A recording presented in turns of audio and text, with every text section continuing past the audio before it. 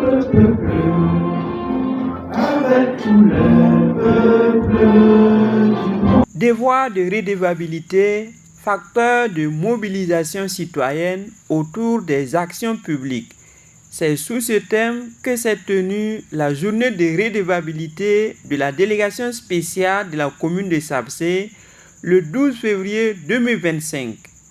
Après avoir rappelé l'article 11 du Code général des collectivités territoriales qui prévoit l'obligation pour les élus locaux de rendre compte de leur gestion à la population, le haut-commissaire de la province du BAM, modérateur de la dite journée, a relevé l'utilité d'une telle journée de redevabilité. Ainsi, elle présente les avantages comme la promotion de la bonne gouvernance, l'accroissement de l'efficacité du développement, la meilleure prestation des services, la conception éclairée des politiques de développement, le renforcement des moyens d'action, l'écoute des citoyens défavorisés et vulnérables, permet d'avoir et de maintenir les relations de proximité entre le président et sa population. Mettre fin à la méfiance, à la suspicion, à la délation et de créer un environnement propice aux actions de développement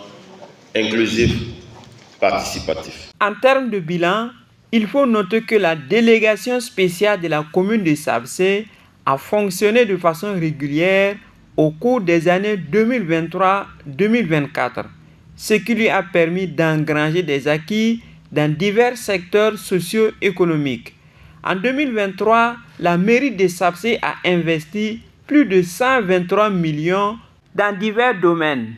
Dans le domaine de l'éducation, nous avons fait l'acquisition et l'installation de systèmes d'éclairage dans 2 écoles pour un montant de 9 997 150 francs. Nous avons la construction du CEP des ANCO pour un montant de 53 802 179 francs. Nous avons également fait l'acquisition de fournitures scolaires pour un montant de 33 905 114 francs. Dans le domaine de la santé, nous avons fait l'acquisition de fournitures de bureaux pour un montant de 13 343 650 francs.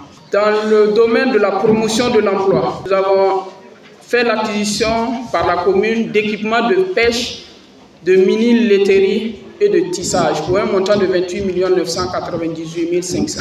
Nous avons également fait l'acquisition par la commune de volailles, d'aliments pour volailles et de produits vétérinaires pour 500 familles pour un montant de 28 35 000. Dans le domaine de l'agriculture, nous avons fait l'acquisition par la commune de botteleuses et de motopompes pour un montant de 14 400 000.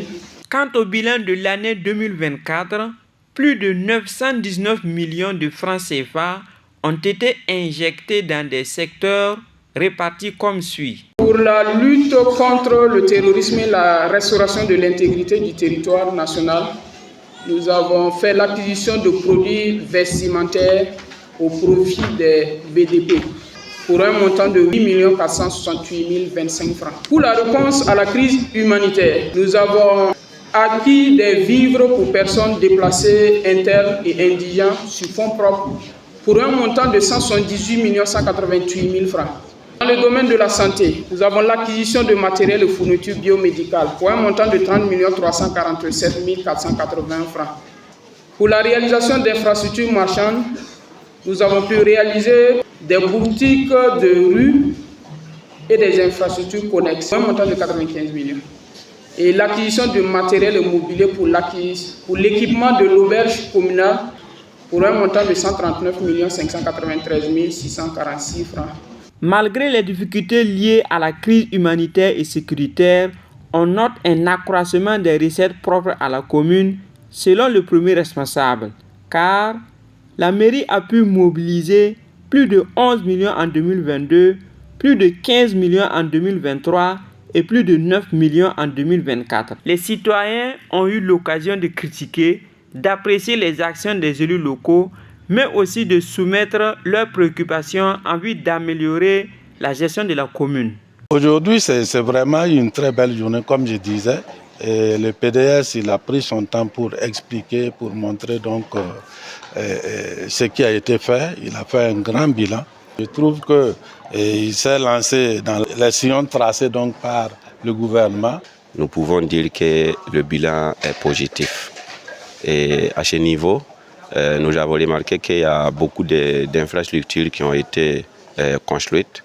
Nous avons autant de préoccupations, à savoir les formations professionnelles des jeunes, construction aussi des infrastructures de jeunesse comme maison des jeunes et centre de formation professionnelle des jeunes.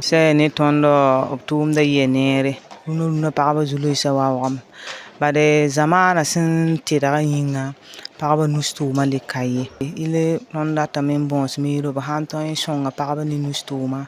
SAPC, commune minière, a aussi bénéficié d'un apport conséquent de plus de 417 millions de la mine de Bissa Gold courant 2023-2024. La participation au développement de la commune s'est située à plusieurs endroits.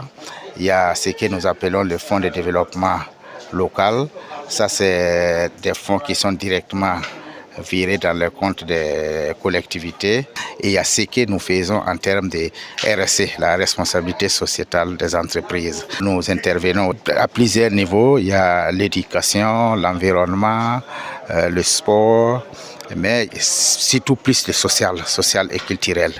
Cette journée de redevabilité est financée par le projet Zemstaba qui est mise en œuvre par un consortium d'ONG, à savoir WHH, COPI et AZND, sur financement de la fondation allemande dénommée Facilité Sahel. Notre principal objectif, c'est d'accompagner la communauté. Le projet Zemstaba va investir plus de 200 millions pour contribuer au développement de la commune de SAPC. Il y a plusieurs domaines. Il y a des infrastructures qu'ils vont construire pour aider les femmes au niveau du dispensaire. Il y a également des forages qu'ils vont réaliser pour aider les PDI. Il y a également des parcs de vaccination. Et il y a également d'autres infrastructures qu'ils vont faire. En plus de tout cela, il faut une formation pour les accompagner.